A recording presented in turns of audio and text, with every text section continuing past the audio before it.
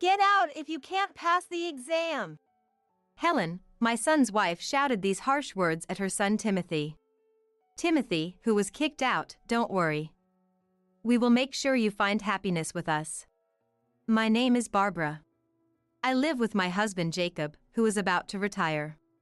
Our only son Nicholas has a wife and a middle school-aged son. Nicholas's wife, Helen, is stunningly beautiful.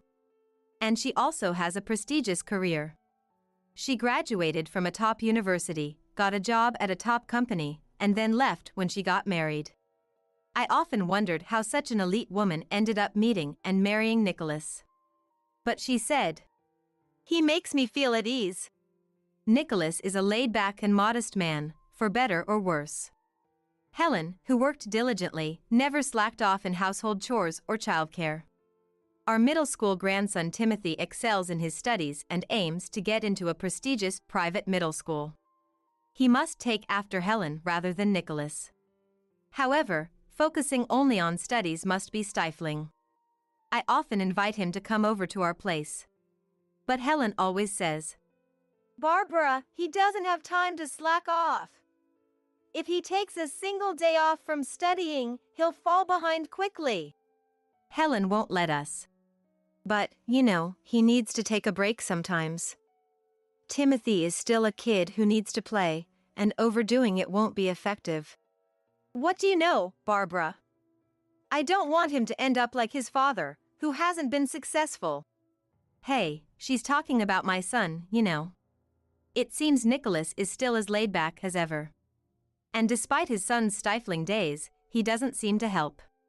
They come to our house at least for Christmas, but every time I see Timothy, his face looks gloomy.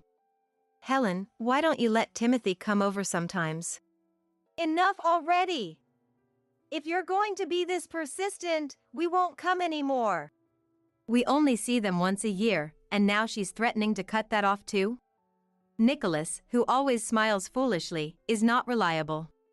I can't help but sigh at Timothy's expressionless face, wondering if there's anything Jacob and I can do. Unfortunately, Timothy did not pass the entrance exam for his desired middle school. I felt a mix of disappointment and a bit of relief that things didn't go Helen's way. I went to Nicholas's house with a gift to console Timothy, but I was surprised. What? Are you already studying again? Timothy was sitting in the living room, facing his workbook. When he saw us, his face brightened up, but Helen's angry voice soon followed. Get back to solving the next problem quickly. Timothy's expression darkened again as he hurriedly returned his gaze to the workbook. The entrance exam must have been tough. Don't you think he should take a break? Barbara, the battle for exams continues until he gets a job. Timothy didn't get into his desired middle school, so he needs to get into an even better high school. He doesn't have time to slack off. Still, at least while we're here. You're too lenient. Barbara, you're too soft. In today's world, such leniency won't get you anywhere. Sigh. I will make sure he walks the elite path, just like I did. As my son, he must become a great man. He can't afford to stumble over something like an entrance exam. But failures are also necessary in life, What? Failures? Don't make me laugh. Failures are the most unnecessary thing in life. I will ensure Timothy walks only the path of success. I felt a strong sense of dislike to her. But I couldn't speak out strongly, so I could only exchange looks with Jacob. Holding the box of cake I had brought as a gift, I approached Timothy. Timothy, you're doing great. How about taking a break and having some cake? But just then, I said don't interfere with him. Helen's hand reached out, and the cake box flew through the air. Oh! The box fell to the floor in front of my surprised eyes. Of course, the cake inside was completely ruined. Helen, what on earth are you doing? It's Barbara's fault for interfering. Timothy, as a punishment, do 5 more pages of the workbook. Yes, Mom. Neither Jacob nor I could close our gaping mouths at Helen's harsh attitude and Timothy's submissive response. In the uncomfortable atmosphere, we headed home. Is Timothy going to be okay? Well, all we can do is watch over him. Sharing a troubled look, Jacob and I sighed again. By the time Timothy faced his high school entrance exams, we couldn't see him at all. Even when I called to ask how he was doing. We're busy right now, so please don't call. Helen's response was cold. Even when I called Nicholas, he just said, I've left everything about Timothy to Helen. Still the same. Once the exams are over, I'll make sure he has a lot of fun. One day, as I was pondering these thoughts, I received a call from Helen. It's been a while. How is everyone? I wanted to ask about Timothy, but what I got in return was a heavy sigh. Ugh, that kid is absolutely useless. What? Just like his father. It seems my genes didn't get passed on at all. I'm so disappointed. What? What do you mean? He failed the entrance exam. Apparently, Timothy didn't get into the first-choice high school that Helen had been desperate for. But he got into his second choice, right? That's still a top-tier school, and it's impressive. Even as I said that, it didn't resonate with Helen at all. What's impressive about the second choice? It was just a backup. If he didn't get into the first choice, it means nothing. Honestly, I'm so disappointed in him. I wish I could get back all the time I spent raising him. You don't have to say it like that. I do have to say it. I wanted him to have a life without failure, like mine, but he's already leading a life of failure. I don't want to raise such a child anymore. What? What do you mean? This has nothing to do with you. Anyway, because of your lousy genes, Timothy failed his exam. You should apologize to me. With that, she hung up the phone. Sigh. What a troublesome person. Letting out another sigh, I headed to the living room where Jacob was. We might need to have a serious talk with her, Jacob said, and I nodded. I was really worried about Timothy. I always thought Helen had a tough personality, but recently it's been especially bad. Jacob also seemed to feel that someone needed to confront her with some harsh truths, and he was ready to step up. I hoped this would improve the situation. But the situation took a sudden turn. A few days later, Timothy unexpectedly showed up at our house. Timothy? What's wrong? Why are you here so suddenly? I asked Timothy, who was biting his lip and not saying a word. Timothy! Ugh, sniff. Suddenly, he started to cry. Jacob and I were both taken aback. Seeing us flustered, he stammered out an explanation. Mom told me to get out. What? Apparently. Get out from the house, Helen had said. As Timothy cried and apologized. Never come back. Helen forced him out of the house. I can't believe it. Is this true? I was so angry that my vision turned red. I quickly called Nicholas. What the hell are you doing? First, I interrogated Nicholas. Well, I left Timothy's matters to Helen. And this is the result. I cut him off before he could finish. Truly. He was pathetic. As I was feeling exasperated, I heard Helen's voice from behind. Is Timothy over there? Then just tell him never to come back. Helen, are you serious? It seemed Nicholas had put the call on speakerphone. I could hear Helen's mocking laughter in response to my shock. A pathetic son who can't even pass his exams has no place in our home. I'm going to have another child, and this time I'll raise them perfectly. So, we don't need that failure anymore. But he's your son. If he were truly my son, he wouldn't fail. So, a failure like him isn't my son. Hearing her voice over the speaker, Timothy looked at me with a pale face. I'll send all of his belongings to you. What? Wait, are you serious? I don't joke about kicking my son out.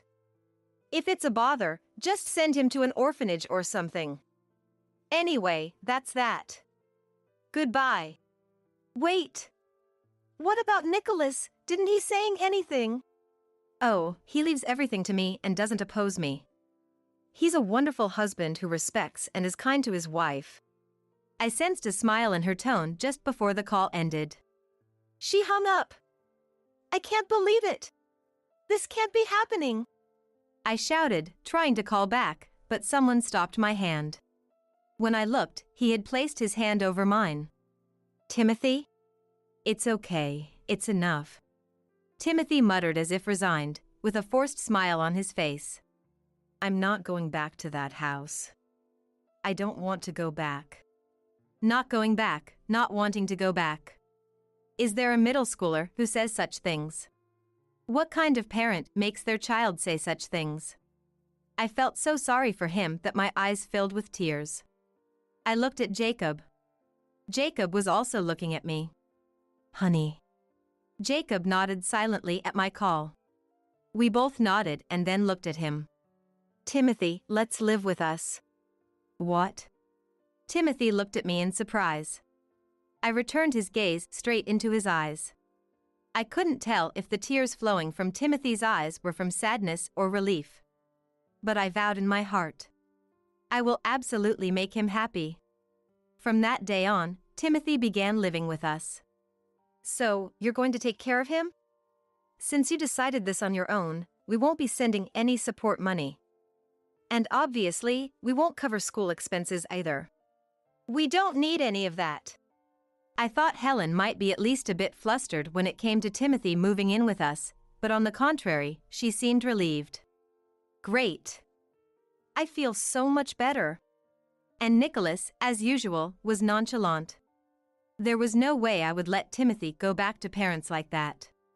The commute to his middle school was quite far, but fortunately, Jacob was still able to drive, which was a big help. The high school was closer to our house than Nicholas's. When I asked if he wanted to commute by bike, Timothy's eyes lit up. I can ride a bike. Apparently, Timothy, who had been deprived of play, had never even owned a bicycle. He eagerly practiced on the bicycle we hastily bought him, getting covered in scrapes, and by the time he started high school, he was riding it proficiently. He was an honest and considerate child. How could anyone have suppressed such a good kid? Initially, Timothy, who didn't even know how to play, was bewildered when he started high school, but he was blessed with good friends. Gradually, he opened up to those around him, and his smiles increased. The Timothy who once blankly solved problem sets under his mother's command was no more. It felt as though his youth had revitalized us, making us feel younger. Jacob, who had already retired, was now enthusiastically embracing his new purpose in life. He kept up energetically with him, who was full of youthful vigor, and seemed to have become more robust himself. One day, Timothy approached us with a serious expression. I have something to talk about, he said. Jacob and I exchanged glances, then sat down in the living room to hear what he had to say. I've found something I want to do, Timothy began. It seemed that through various experiences, he had discovered his passion.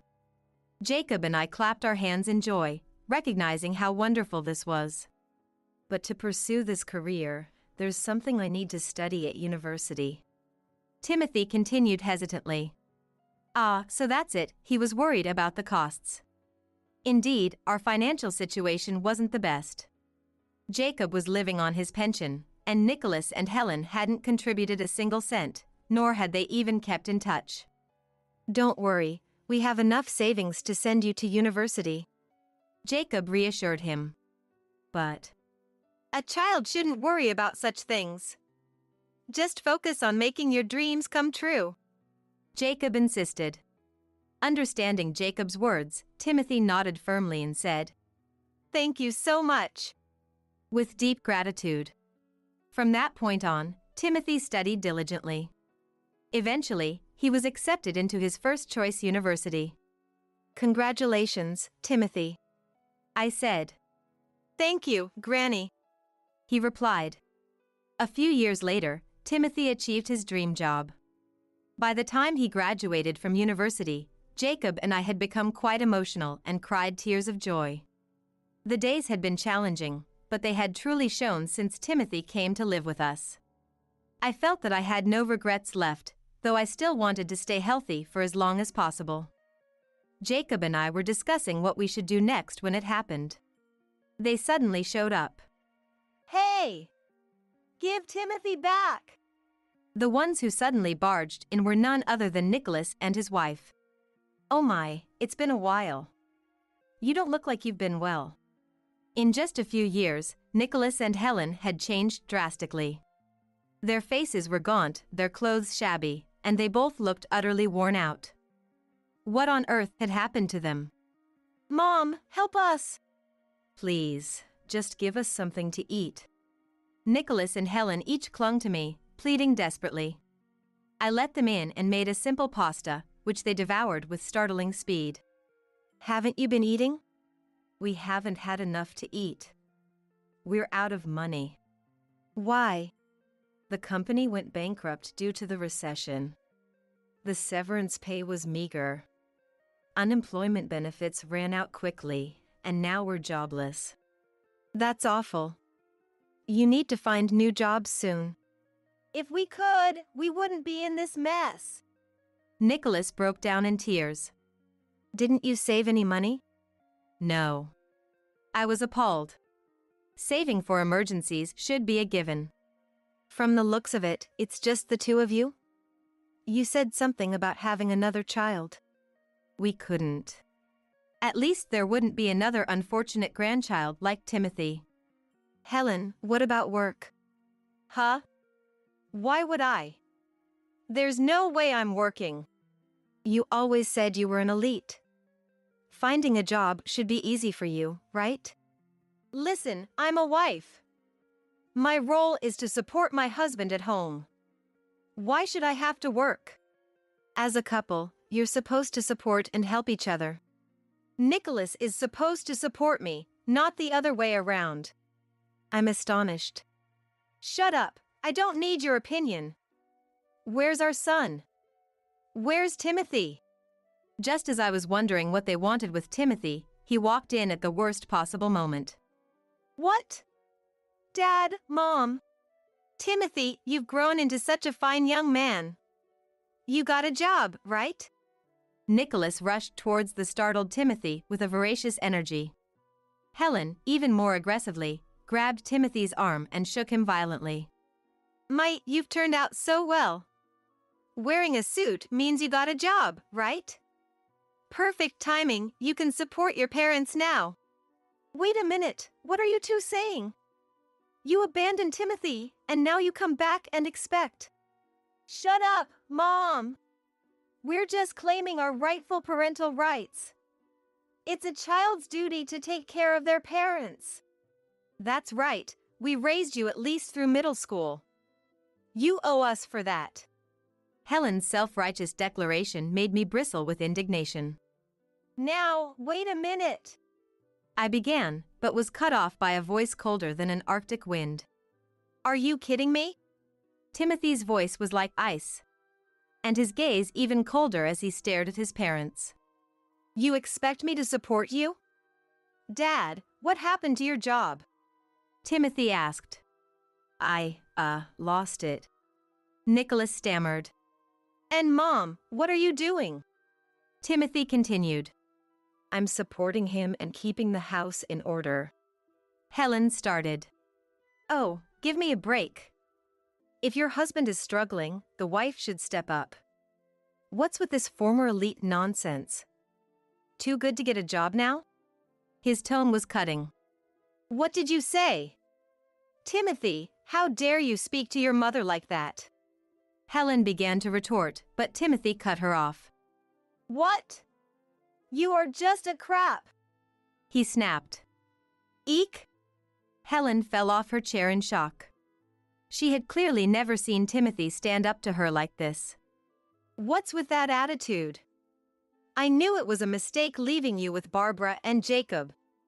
You've turned out rotten. Probably didn't even do well at that high school, ended up working at some small company, huh? Or maybe you're unemployed, just wearing that suit for job interviews. Hilarious. I was on the elite track, graduated from a top university, joined a top company, but you're just a failure. Helen sneered. I'm working at Smith Corporation. Timothy interrupted. Wah! Helen's face froze. Smith Corporation was an even more prestigious company than the one Helen had worked for. Don't lie to me. There's no way a high school graduate. Helen began, but Timothy cut her off again. Who said I graduated only from high school? I graduated from University of Pennsylvania before getting this job. What? That's an elite university. Helen's shock was palpable. Timothy's voice turned even colder as he addressed his parents. I owe everything to Grandpa and Granny who raised me with love. If I'm going to repay anyone, it's them, not you. What are you saying? I helped you get into that high school. Helen protested. Sure, but I got in because I worked hard. Timothy retorted. How dare you, you insolent brat! Helen screamed, looking like she was about to lunge at him. But before she could, That's enough! Jacob's voice boomed through the room. You guys are unbelievably selfish. You abandoned your responsibilities, and now you expect us to take care of you? Have you even thought about what you did? Do you really think you deserve any kind of gratitude? Nicholas and Helen fell silent. What goes around comes around, and your parenting has shown its results. If you stay here any longer, I'm calling the police. The police? Dad, that's too much. If you don't want that, then get out. And don't ever come back. Wait a minute, I didn't do anything wrong. You are the main culprit here. What? The mention of the police made Nicholas panic. Helen, still claiming her innocence, was also pushed out by Jacob's determination. After that, the whereabouts of Nicholas and Helen were unknown. Unable to find stable jobs, they piled up debts and eventually had their house foreclosed. Helen, despite her elite background, failed to secure a job due to a long gap in her resume. Her pride made her apply only to top companies, and naturally, she got rejected. They came crying back to us again, but my husband and I, along with Timothy, refused to help them. Homeless and destitute, they disappeared somewhere. Meanwhile, Timothy is thriving every day. He is thoroughly enjoying the freedom to pursue his passions. My husband and I have aged, but we still feel there's much more to life. We often laugh together, saying we need to stay strong until we see Timothy's children. Hurry up and open it. It's heavy. Sharon dropped the garbage bag at the entrance and bent over, trying to catch her breath. If it's that hard for you, you don't have to bring it all the way here. When I said that, Sharon gave me a haughty look. Disposing of trash costs money. If I can get rid of it at your place, it's cheaper. If you want me to take it back, just give it to me. Here. She thrust her hand forward, gesturing impatiently. I tried desperately to lift the garbage bag, but my restricted body couldn't manage it. Only a groan of frustration escaped my lips. Sharon just watched me with a smirk. At this rate, it'll take you all night. I'm leaving now. This is a waste of time. With that, Sharon left me standing there. I was at a loss, realizing I couldn't move the garbage bag from the entrance. If it stayed there, it would be in the way, and I wouldn't be able to get outside. I put all my strength into moving the bag with both arms. Finally, it moved a little. Feeling a glimmer of hope, I pulled harder, but the bag, already heavy, scraped against the floor and tore open. Caught off guard, I banged my arm hard against the cupboard. Ouch! I've had enough! Clutching my arm, I looked at the garbage spilled all over the entrance.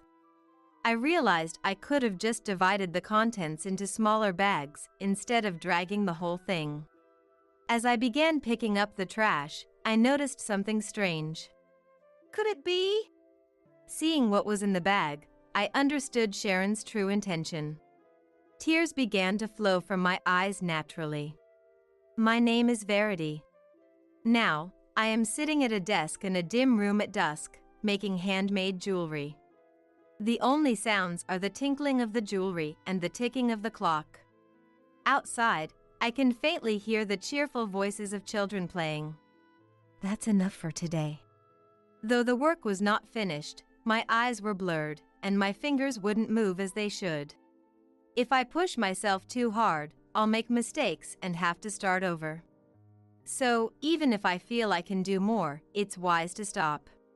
When I put down the tools, I realized for the first time that the room had gotten dark. Oh, it's already this late, I muttered, knowing no one in the house would respond. Feeling a slight loneliness, I maneuvered my wheelchair to turn on the light switch. As the room lit up, I saw the black garbage bags piled in the corner. But I didn't want to look at them. What should I make for dinner tonight?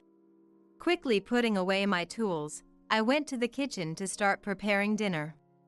Outside, I could still hear the children's cheerful voices. As I chopped vegetables, tears suddenly fell from my eyes. Why do I have to live such a miserable life? As I thought this, the tears wouldn't stop, falling onto the cabbage on the cutting board. My current condition is due to a car accident over 20 years ago. Since then, I've been in and out of hospitals, living in a wheelchair. Because of that, I couldn't take proper care of my son, Zeph.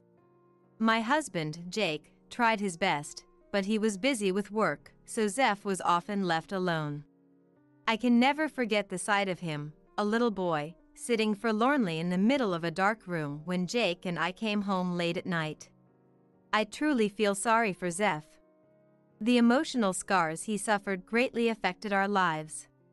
He had become a delinquent.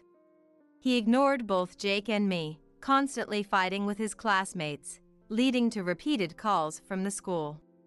Still, I tried to stay positive, hoping that one day I could reconcile with Zeph.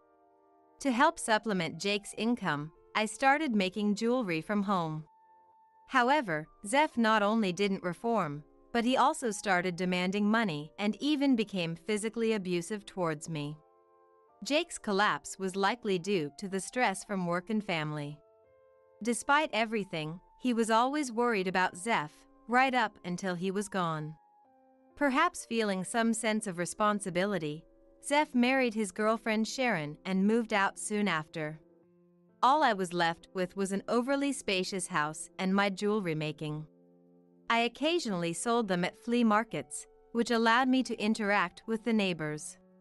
Talking to people only happened during those moments. As I reminisced and cried about the past, the doorbell rang. Given the time, it had to be her. I quickly wiped my tears and hurried to the door as fast as I could. However, the person on the other side was impatiently knocking. Hold on a minute. I'm opening it now. As soon as I unlocked the door, my son's wife, Sharon, barged in with an angry huff. She was wearing a suit, likely coming straight from work, and was holding a black garbage bag in her hand. The bag seemed full, its opening tightly secured. Why didn't you open the door sooner? You're so slow. Immediately upon entering, Sharon started yelling at me, her face flushed with anger. I'm not here for fun, you know. I have to check on Verity, so I came. I'm sorry, but it's hard to move quickly in a wheelchair. Stop making excuses. It's your lack of exercise. Here, take this garbage out. It'll be good exercise for you. With that, she attempted to throw the garbage bag into the room. Please stop. It's really difficult with my legs like this. The house will be buried in garbage at this rate. Desperately, I stretched out my arms to stop her from throwing the bag.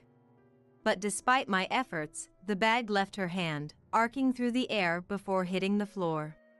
Why would she do something so cruel?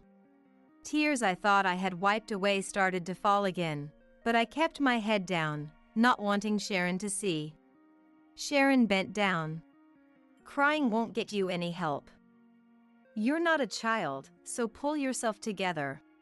And whispered.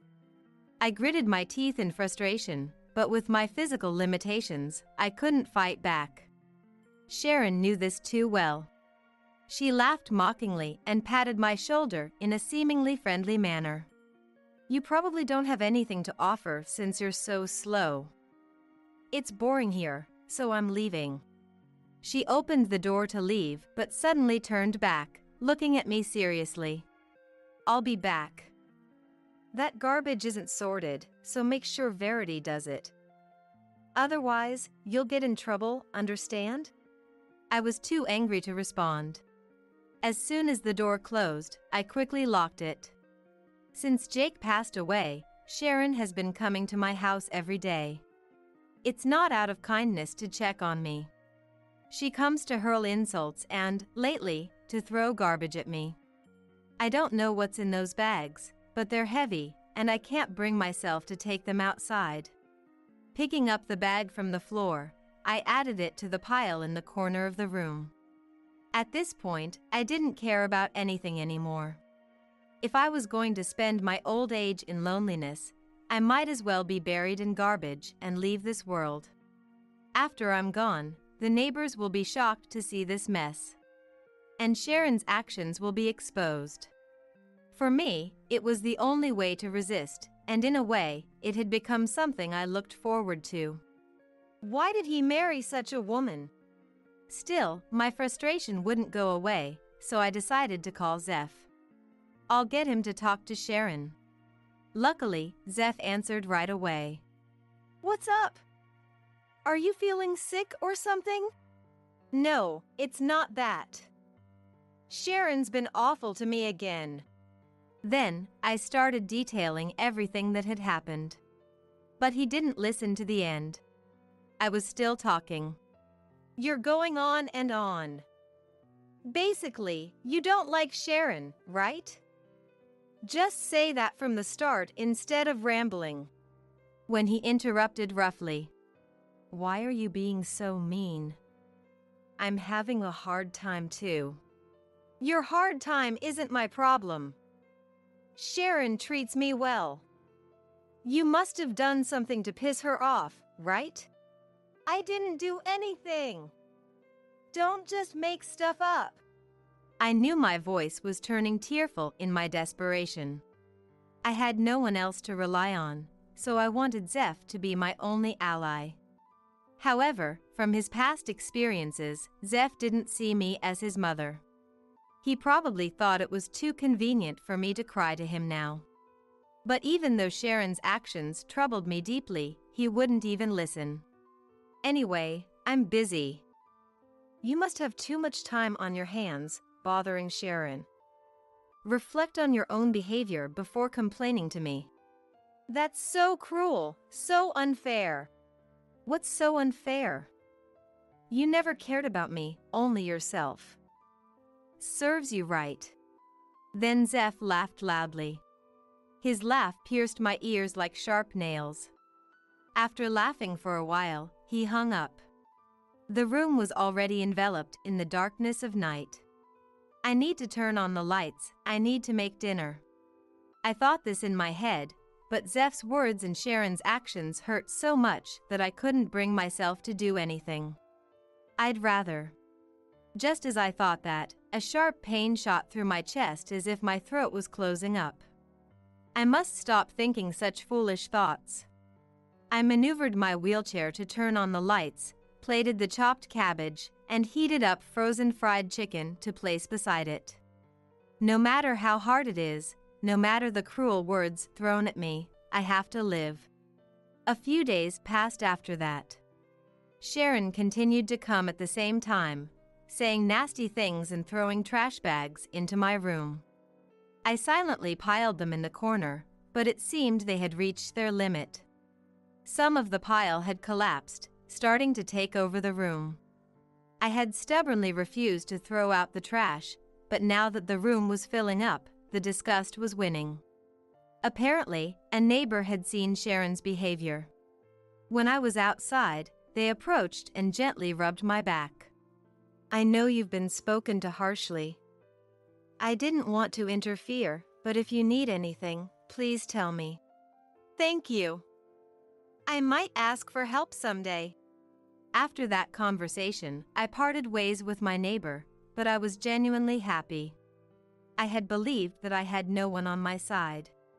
Feeling a bit more confident, I decided to ask Sharon to take her trash back. Around 6 p.m., Sharon arrived at my house. As usual, she was dressed in her suit, but the garbage bag she was holding was much larger than usual. It seemed she had a hard time bringing it over, as her face was red and she was breathing heavily. "Hurry up and open it, it's heavy." Sharon dropped the garbage bag at the entrance and bent over to catch her breath. "If it's that hard, you didn't have to bring it over." When I said that, Sharon glared at me from beneath her brows. "You don't get it. It costs money to dispose of trash. If I can get rid of it at Verity's place, it saves money. My house isn't a dump. Take it back." I tried to lift the garbage bag off the floor, but it was too heavy to move. "What's inside this? It won't budge at all." I tried to pull it, but my frail body couldn't manage it. "If you really want me to take it back, hand it over." "Come on." Sharon reached out her hand and moved it impatiently. I struggled to lift the garbage bag, but my weak body couldn't do it. Only a helpless groan escaped my mouth. Sharon just watched and laughed at my efforts. "Looks like it would take all night. I'm leaving. This is a waste of my time." With that, Sharon left, leaving me with the garbage bag I couldn't move. I was at a loss, unable to move the bag from the entrance. If it stayed there, it would block my way out. What if there was a fire? I wouldn't be able to escape. Desperately, I put all my strength into moving the garbage bag. Finally, it moved a little. Seeing a glimmer of hope, I pulled the bag harder, but the combination of its weight and the friction against the floor caused the bag to tear. Unexpectedly, I ended up hitting my arm hard against the cabinet. Ouch, I hate this. Holding my arm, I looked at the contents scattered across the entrance. Why didn't I think to just take out the items one by one? As I picked up the trash, I noticed something strange. "No way, is this?" I picked it up and found it was a retort pouch of curry. And the pouch wasn't even opened. What does this mean? Did Sharon put this in the garbage by mistake? I was engrossed as I tore the bag open to check the contents. It wasn't just curry, there were pasta ingredients and retort foods stuffed inside. No, it wasn't just retort foods. There were also dried pasta, canned fish, and even cash wrapped in a plastic bag. Why are these things in here? Leaving the bag at the entrance, I went back inside and opened the piled-up garbage bags one by one. Sure enough, there was no garbage at all. All of them were filled with retort foods, canned goods, non-perishable foods, and cash. I stood there, bewildered, not understanding what was happening. With all the bags containing the same things, it couldn't be a mistake. But why did she choose such a roundabout way to hand it over? I would have to ask her directly to understand. I cleaned up the scattered items in the entrance and waited for the next day to come. And indeed, Sharon came at the same time the next day. I made no mention of it and simply motioned for her to come into the room.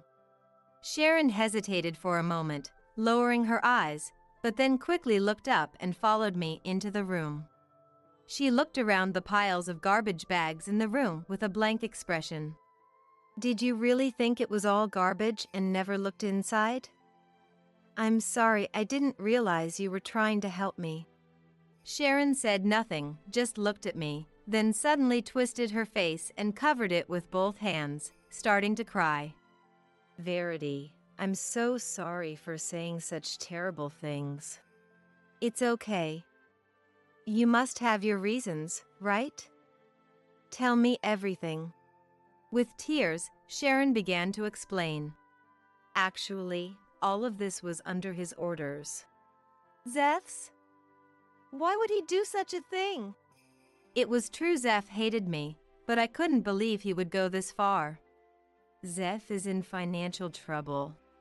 In financial trouble? That can't be true. I found it hard to believe Zeph was struggling financially. When Jake passed away, he left a significant inheritance. Zeph had received the majority of that inheritance. I, too, had hoped to rely on that inheritance due to my physical limitations. But because I felt guilty for leaving him lonely, I didn't complain about Zeph taking the inheritance. Yet, the idea that it wasn't enough seemed strange. When I pointed this out to Sharon, she hung her head. It's for business. Zeph started a cafe to launch his business. I hadn't heard about it, but apparently, Zeph had started a business a few years ago. With his charming exterior, he managed to get approvals from officials and banks to open the shop.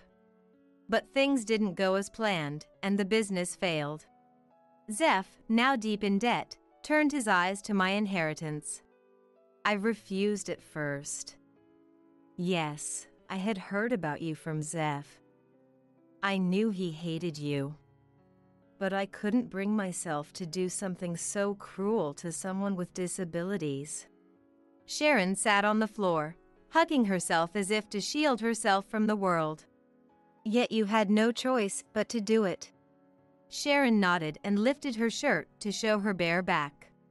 Seeing it made me gasp. There were painful-looking bruises clearly visible. He pretends to be kind when talking to people outside, but he was cruel to me. Sharon put her shirt back down. He didn't trust me either. He ordered me to document everything I did to you. And still, you resisted by mixing in not garbage, but ready-to-eat meals. Sharon shook her head sadly at my words. That's part of it, but there's more.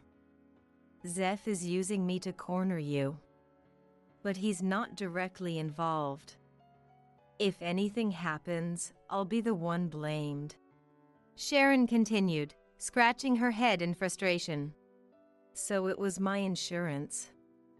I thought if I insisted it was food and not garbage, my punishment would be lighter. So I didn't mind if you threw it away. But why are you telling me the truth now? A neighbor almost called the police. So I realized this was pointless. But Zeph is also scary, and I don't know what to do. Sharon didn't seem to be lying. She seemed genuinely distressed, scratching her hair roughly. Seeing that, a fierce anger rose within me. I don't mind if Zeph hates me, and if it costs me my life, so be it. He can use my inheritance to pay off his debts or invest in his business as he pleases. If that satisfies Zeph, I can say I've fulfilled my duty as a parent. There isn't much more I can do for my son. However, I cannot forgive him for resorting to violence against his wife, Sharon, to implicate her in his own sins. I held Sharon's hand.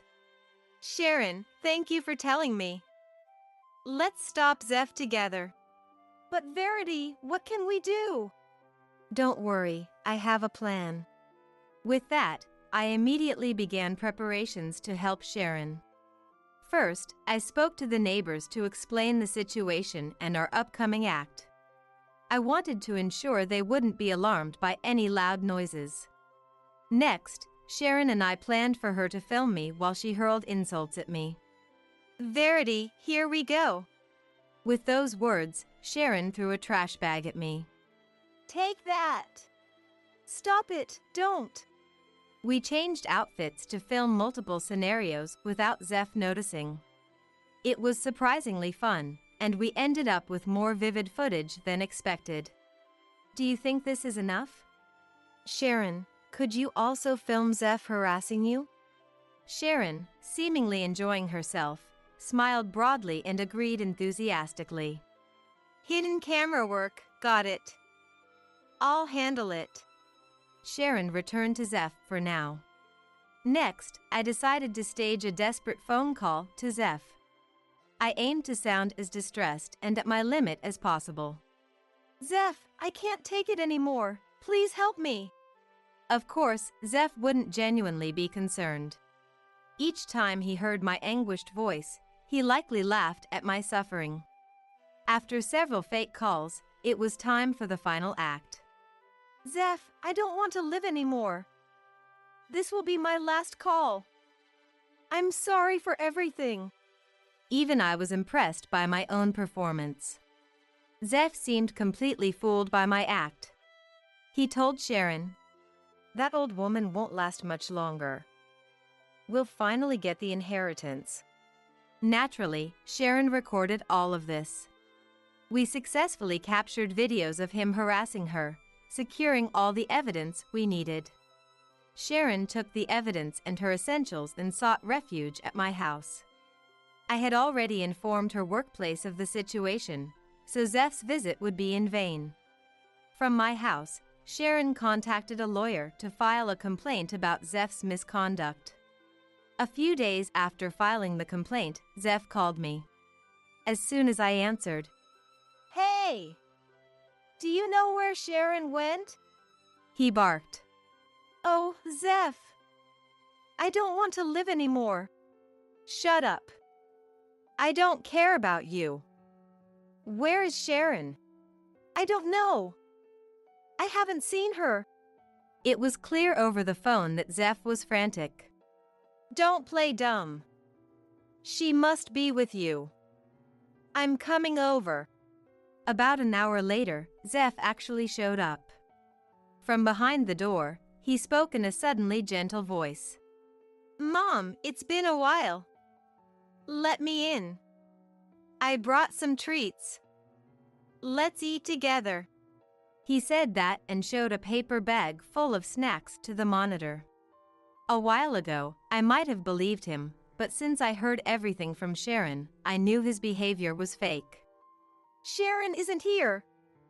Sorry, go home." Not here? Then why doesn't Mom open the door? If she's not here, it's not a problem, right? Zeph kept talking in a gentlemanly manner. Indeed, his outward appearance seemed good. "That's not it. The room is messy, so I can't open it." "Then I'll clean it up. So open the door." No, I won't open it.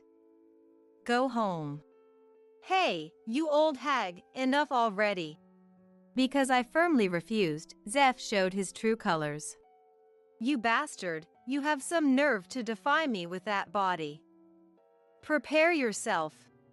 Zeph lost his cool and started kicking the door with fierce force. The violent sound echoed through the room. "Open up! Open the door!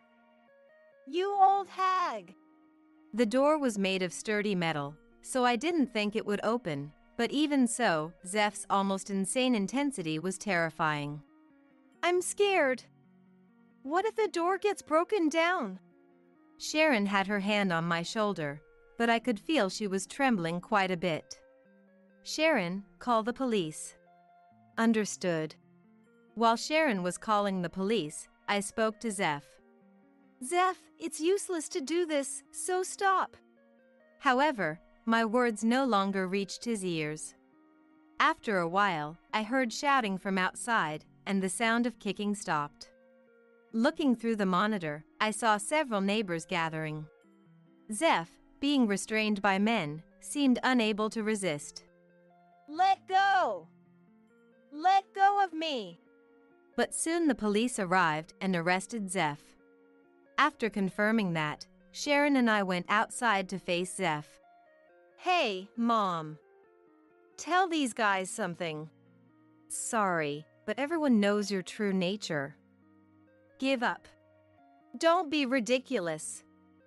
It's your fault. My life is ruined because of you. Zeph was taken away without apologizing to Sharon till the end. The neighbors also comforted me with kind words. Thank you, Verity. Sharon said that too and gently held my hand. After that, Zeph faced the consequences of his actions. Someone had recorded the incident and uploaded the video to the internet. The image of Zeph kicking the door and shouting spread quickly on social media, revealing his true nature to everyone. Because of that, all the misdeeds he committed in his student days, the cleverly hidden blackmail and fraudulent acts, were all exposed. Naturally, he lost his credibility in the community, his business failed completely, and Zeph had to pay huge compensation and debt repayment. Adding to his woes, Sharon asked for a divorce.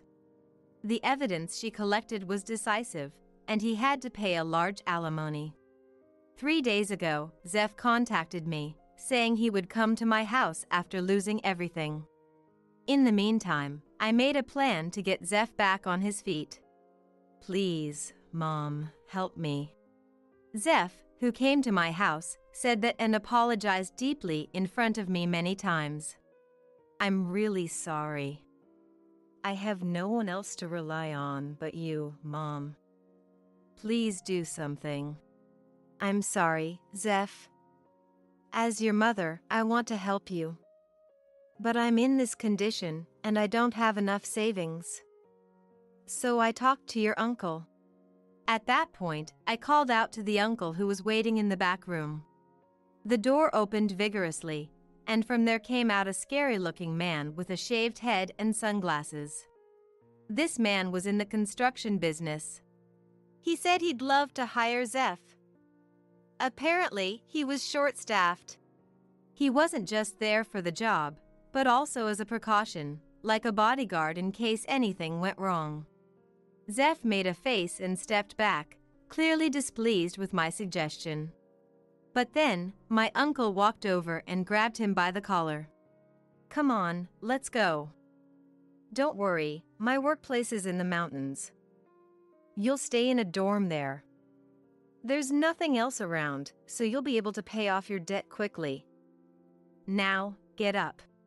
No, Mom! Zeph reached out to me, but sadly, his hand couldn't reach. He was taken away by my uncle. As I watched them leave, Sharon came out of the room where my uncle had been. It's unfortunate, but it can't be helped. Yes, but I'm sure Zeph will manage somehow. Even though Sharon had divorced Zeph, she was actually an orphan with no family to turn to. Why don't you live with me? I suggested, and she gladly accepted. Oh my, it's already this late. Verity, you have your class, right? I'll drive you since I'm heading out to job hunt. Since that incident, I started talking more with the neighbors. In the course of these interactions, I was encouraged to start a handmade craft class. At first, I was confused, but having done it for years, I had become quite skilled without realizing it. Now, I teach many students, and my income has surpassed what I made doing side jobs. All right, please do. With Sharon pushing my wheelchair, we left the house. We walked slowly through the warm early summer light. There was a time when the future seemed uncertain, but now, my days are bright and joyful.